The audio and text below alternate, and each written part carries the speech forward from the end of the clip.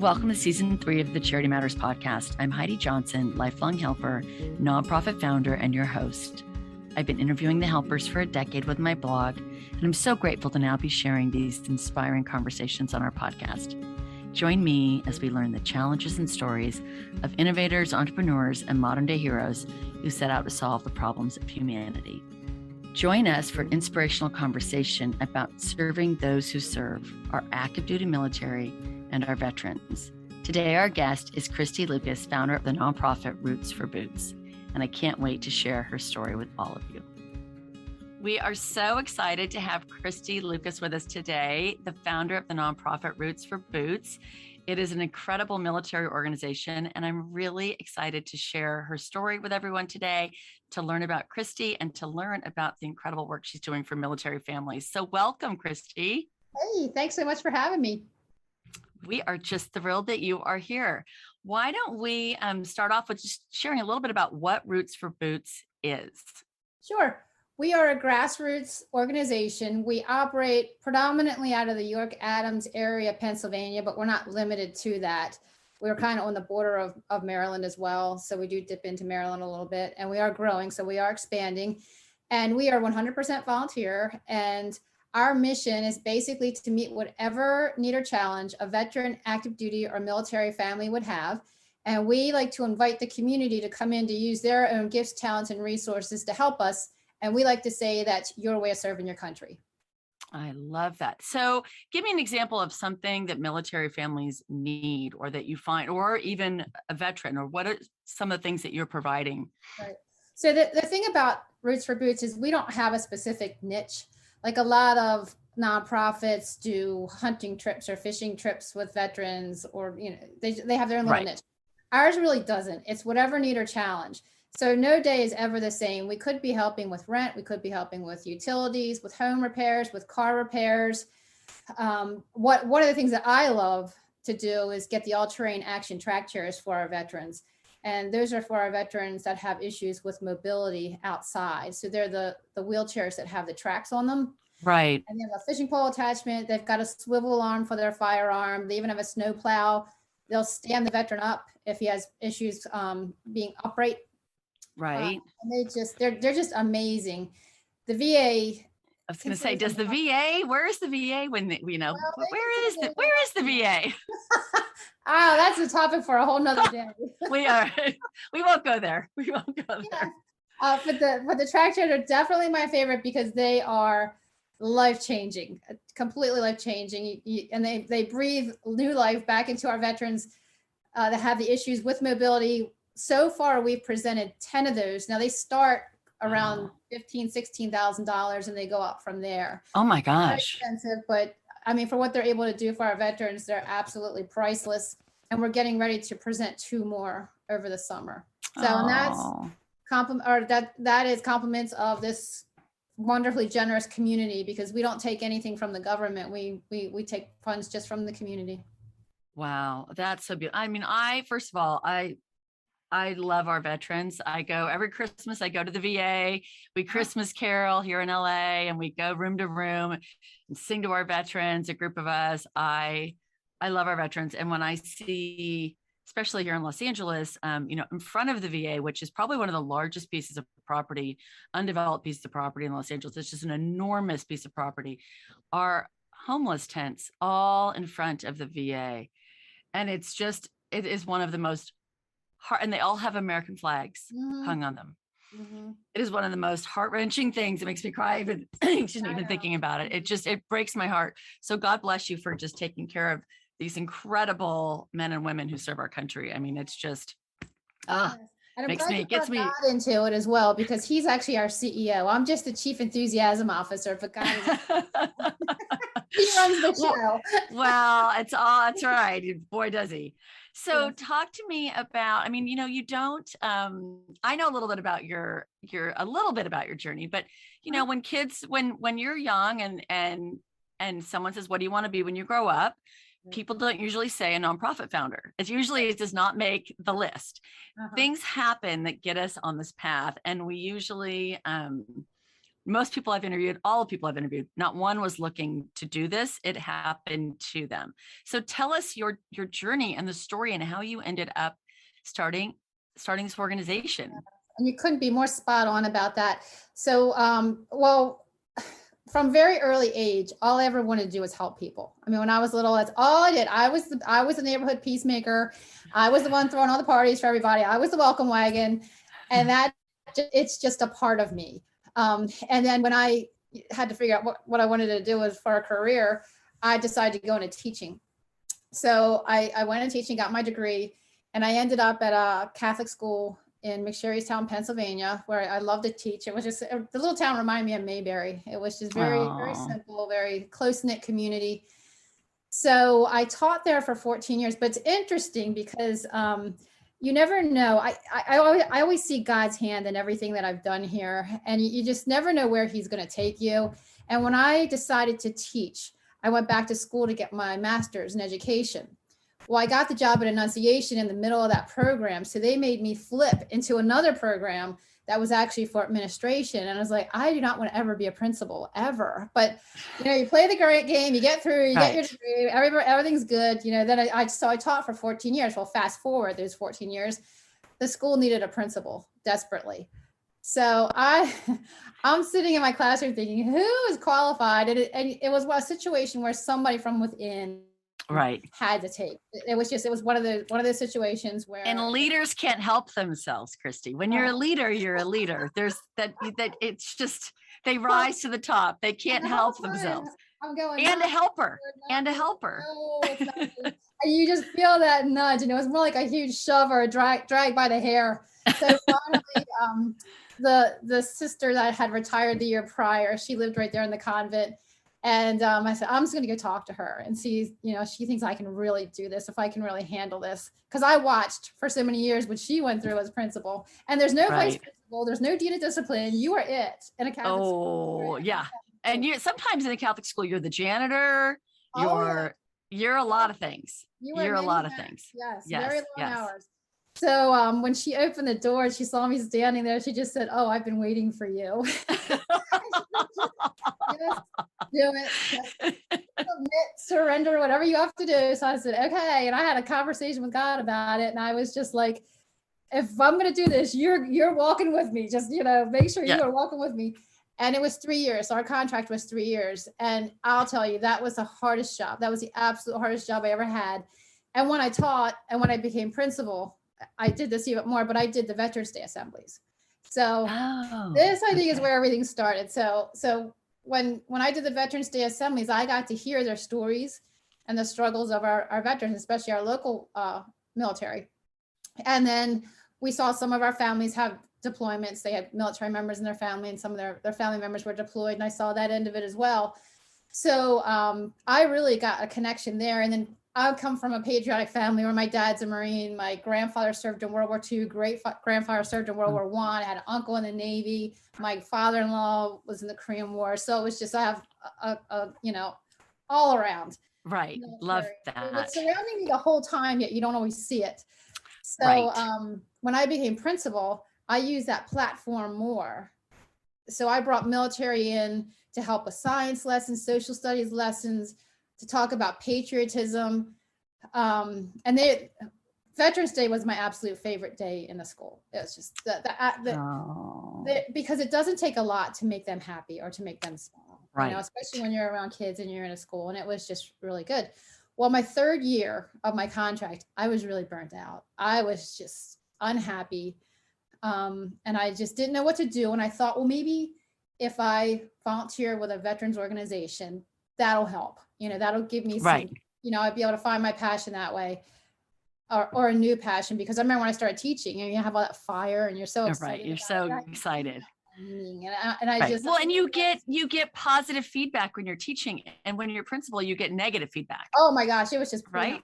It's the opposite. And I work with, I work with hundreds of principals. I'm running this nonprofit that I run. And so when I see the tireless work, they get beat up every day. They get beat up and they go back into the ring. And it is a thankless, really hard job. It is. Really hard job. Don't get me wrong. There are many moments of joy, but it's those those hard Right. moments that just stick with you. And I remember sometimes driving home and just having these hard conversations with God. It's like, is this how you really want me to feel or want me to go? I've been through battle and back. Right.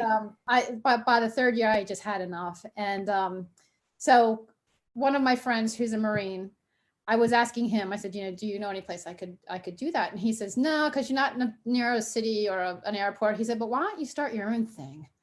And when he said that, it's like a spark went off in my head. And I was like, knew. Why don't I? What? No clue what I was going to do. No clue what this was going to look like. And I just remember my secretary going, oh my gosh. And she says, but don't leave for a couple of years. And I was But by the way, of all the nonprofit founders I've interviewed, everyone can tell you when that moment hit, that spark, that lightning bolt. Yep. Everyone can tell you when it happened. No one was looking for it. And it just blindsides them. And no one knows what they're doing. No one. And I'll tell you what, when I went through the 3 years as principal, as hard as those years were, I would never, ever, ever give those years up, because it was during those 3 years that I learned how to run a board. I learned how to run a nonprofit. I met everybody that I needed to start Roots for Boots there. Right. And there's it was a training ground. It was laying the groundwork, the foundation for your organization. Absolutely. So that's you think about it, it really is the perfect training camp for nonprofits is running a school. It's actually, you're right. It's almost identical. Isn't that fascinating? So, this work is hard work there, and it also does have tons of joy, but there are a lot of challenges in starting any business, let alone a business that relies on the kindness of others. Yours relies on volunteers. Mm-hmm. So what are some of the challenges that you've had in starting this? Well, it's actually kind of funny, because when I started it was pretty smooth. And I always feel like when you're doing what God calls you to do, everything kind of falls into place. And the door's just open, right? At the school, I had attorneys, I had accountants, I had everybody that knew. I even had elected officials that were like, hey, when you're ready to submit us, let us know. We'll speed it through there for you. Fantastic. It just all came together. I think one of the challenges we have now is with growth. It's just, right. It's growing in leaps and bounds. And I run a food bank the second Tuesday of every month for veterans. And that started with 8 veterans back in 2018. And it's now almost 150. And it's more than a food bank, because I have a veteran service officer there, and he's able to help with any VA issues that they have. We have lunch for the volunteers and the veterans, and that's priceless, having them sit around a table together and have a conversation. Absolutely. Because they're not, it's that organic conversation that's not a VA therapy session that is very different, that you're providing them that camaraderie together. So, when the work is hard, and I know comparing it to being principal, it's totally different, but at the end of the day, the buck stops with you. The bucket is, I always say the bucket is heavy, and we all have our own lives and our own laundry and our own groceries and our own challenges we're dealing with. But when we, go to bed at night and put our head on the pillow, we're thinking about the people that we're responsible for. And somehow when we're helpers, which is a blessing and a curse in this world, those people weigh so heavily on our hearts, and we always feel like we can't do enough. We haven't done enough. There's never enough time. There's always a greater need than we can meet. Mm-hmm. And I think one of the hardest things in founding a nonprofit and even running a nonprofit is just that moment when you realize you can't serve everybody, right? But you have to keep going. So what fuels you in those moments to keep picking up that bucket and going on when the days are heavy and hard? It's so funny you use that word fuels, because people ask me that all the time, because they compare me to the hummingbird or the Energizer bunny, because I'm always going. And I just said, we're only here for a short period of time on this earth. You don't know when your number's up. So I said, I'm just fueled by Jesus. I love that. Well, amen to that, because it's hard. It's really hard work. And our life is short. You are my people, because I get called the same thing, but I go hard to the paint and then I just run out of battery. And then I go hard to the paint and then I hit the wall and run out of battery. It's kind of how it works, because you can't stop, because you have people relying on you. Exactly. you have people relying on you. And these, and in this situation, you have people that are either currently serving our country or that have served our country, and how you try to justify with putting your own needs in front of theirs, even though everything you're doing is for them. There's a moment where you have to put our own mask on first, right? And it's hard. Yeah. Well, and I'll tell you too, when I was principal, we would adopt an active duty serviceman each year. And during those really hard years, and I've carried this on into what I do now, because I do have hard days, with anything. It's with anything. Right. They taught me perseverance, never get up or never give up. Live to fight another day, just keep going forward. And that's a lesson that has been priceless for me, because I tend to be somebody that doesn't run from a challenge. I go right towards them. Right. Like that. So you would be a Marine. If you were in the military, you'd probably be a Marine, right? If that was your branch, you might be a Marine.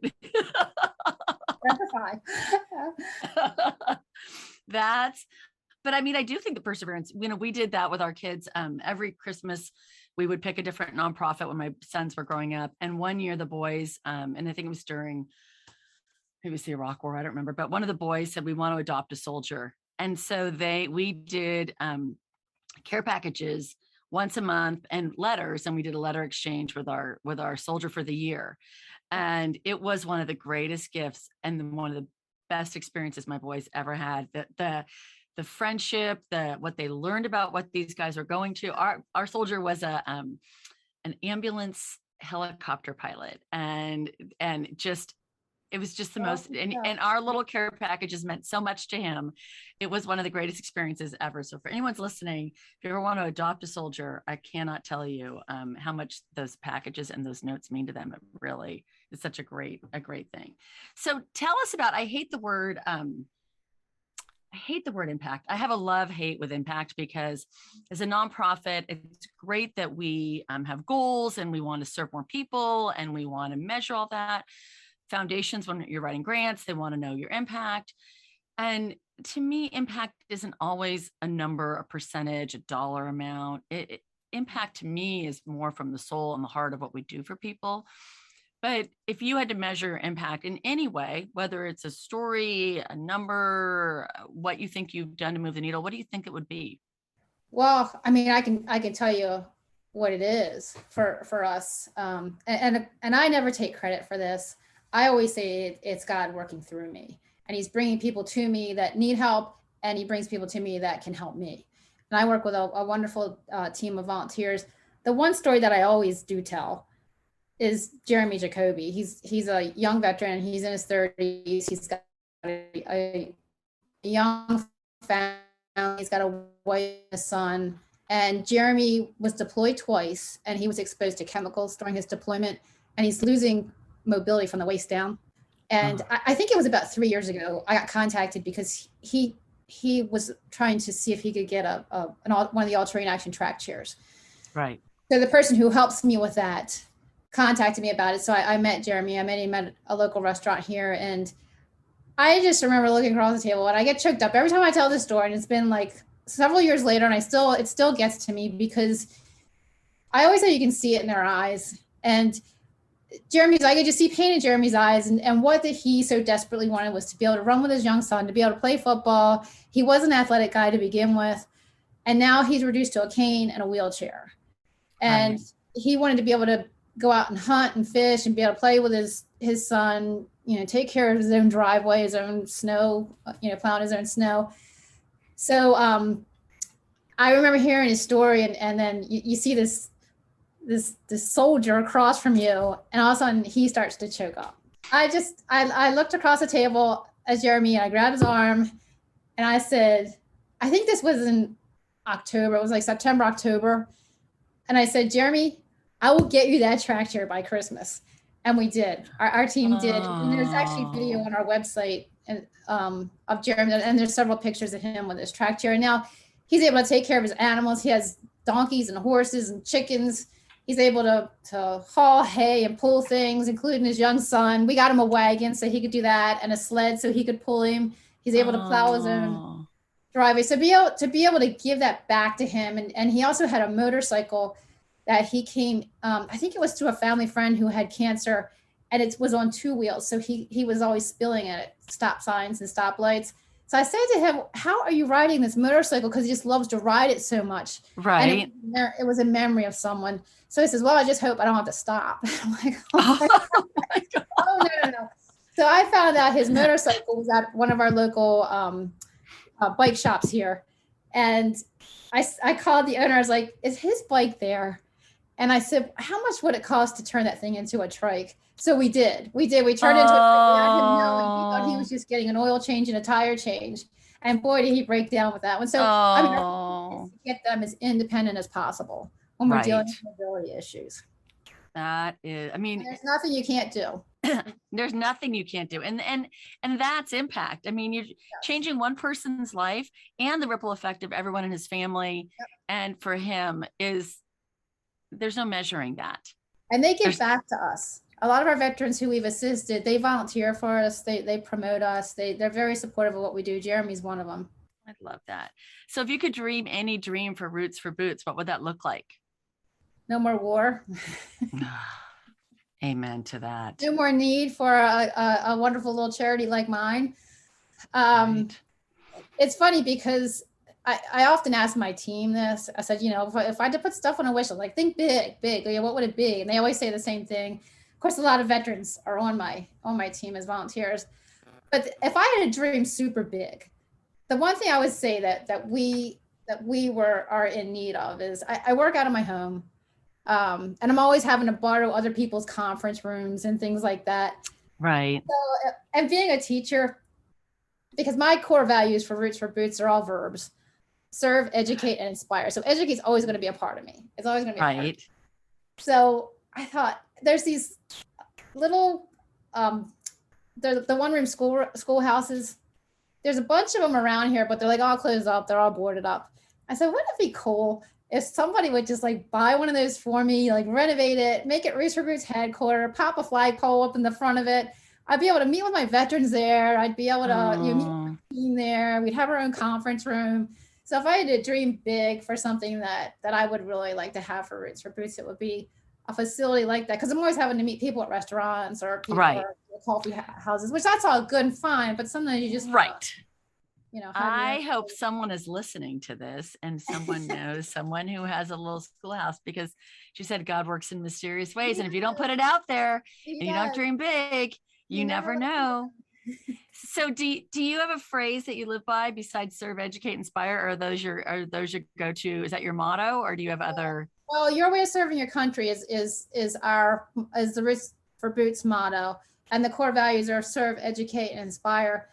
I mean, I don't really, for myself, it's just like with God by your side, there's nothing you can't accomplish. Oh. I always tell people, sometimes failures and conflicts, people look at those as bad things. I really don't anymore. They used to, especially failure. I used to think failure really, really, really hard. I don't do that anymore. I look at those as milestones or stepping stones, and to me, when I was at the school, having that job as principal, I could just almost hear God saying, how tough are you? How much of a fighter are you? How much do you really believe? Right. Well, it's true. And I would say, I still believe and I still trust, and this is where you want me. And I'm a signs girl, so I'm always looking for signs as in God's. You are my people. You are my people, Christy. Yeah. So, and they're there, and the signs are there. And I do think I totally believe with you about conflicts. There's a book, I think it's called The Obstacle is the Way. I don't know if you've read it.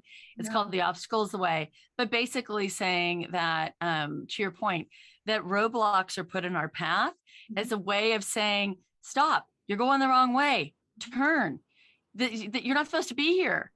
You're not supposed to be going through this. Like, what's happening here? Take a moment, assess the situation, and change direction. It's a gift. Right. Yeah. Don't give up. I would don't say give up. Firing position.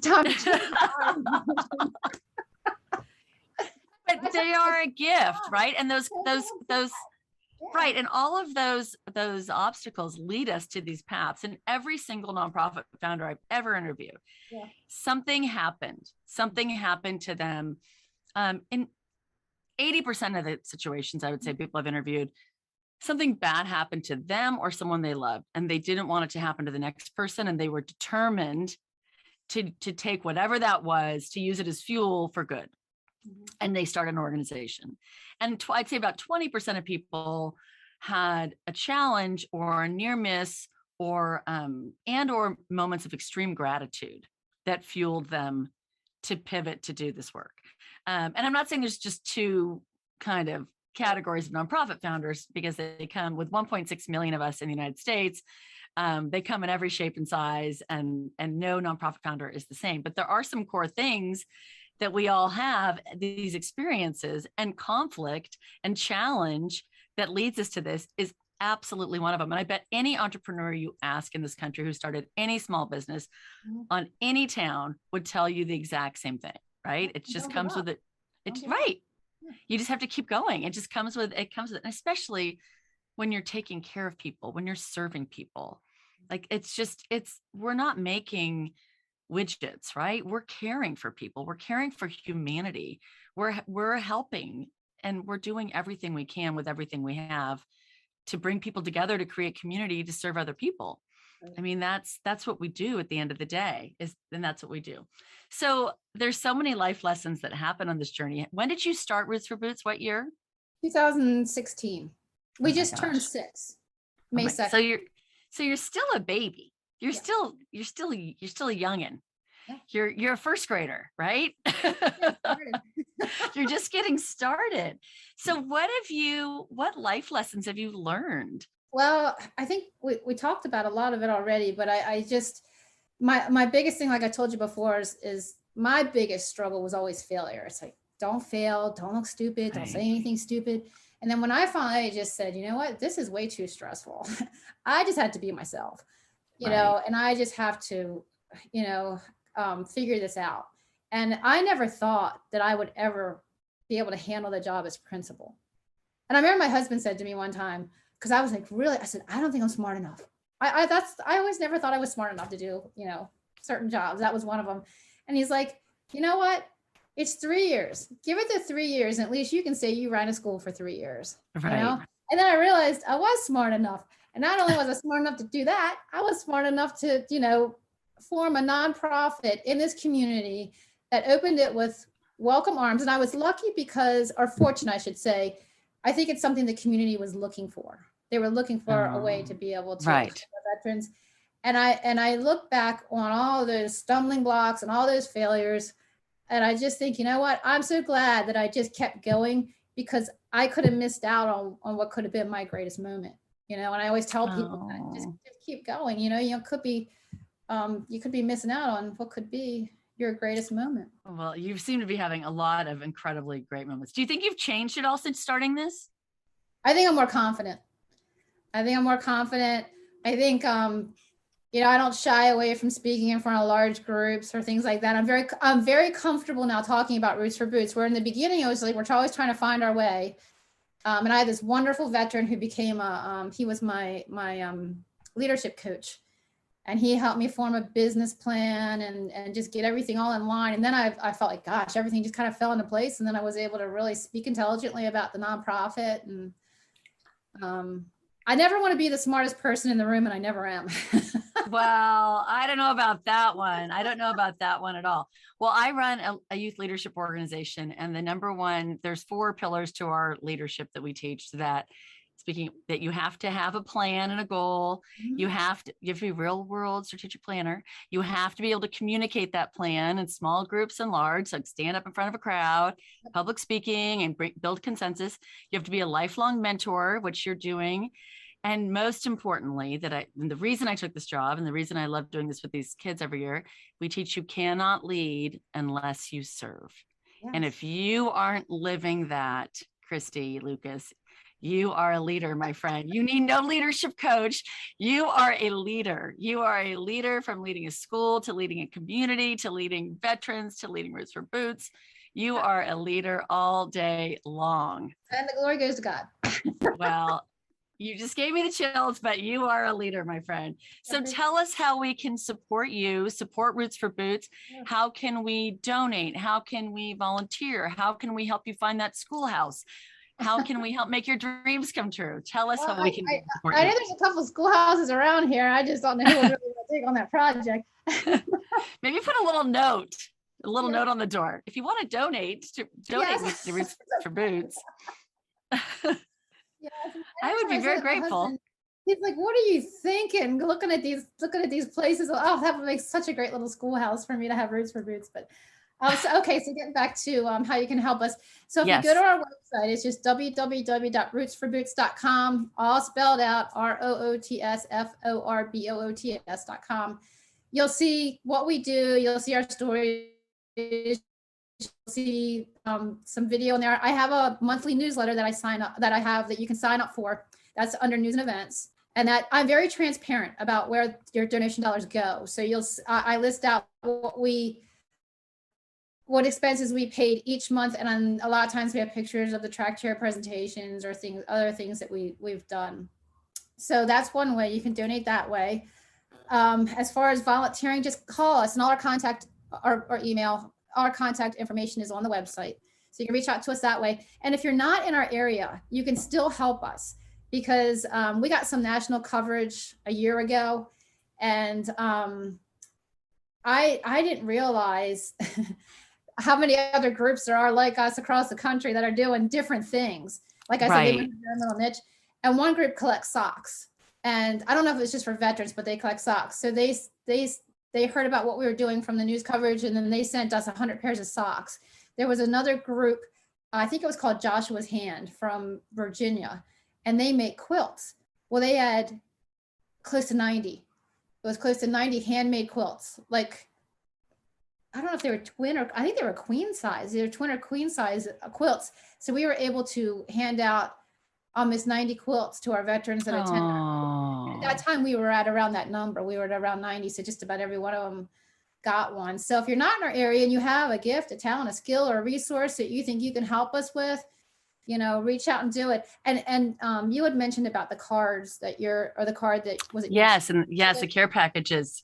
So every year we did Valentine's for veterans. And we had a veteran literally come out of his car into the food bank with the Valentine card in his hand that next month, almost in tears, because he was so touched by the message that child wrote in that card. So I always say it doesn't take a lot to make a big difference, especially when it comes to our veterans. Just letting them know that you're thinking about them, that you're praying for them, that you appreciate what they've done. That means a lot. Well, I definitely appreciate what you are doing. I appreciate our veterans. I appreciate you bringing this community of people together to support these incredible heroes who protect our freedom and keep us safe and give their lives and everything for our incredible country. So thank you for your service. Thank you. Thank you for all you're doing. And I hope everyone listening is out there is inspired to help a serviceman, to help our Roots for Boots, to help our country, and to do this beautiful work. So that's right. Thank you, Christy. Thank you so much. Thank you for listening to this week's episode of the Charity Matters podcast.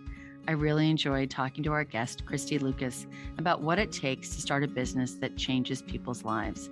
I think Christy's comment about fear of failure and perseverance was so inspiring and true.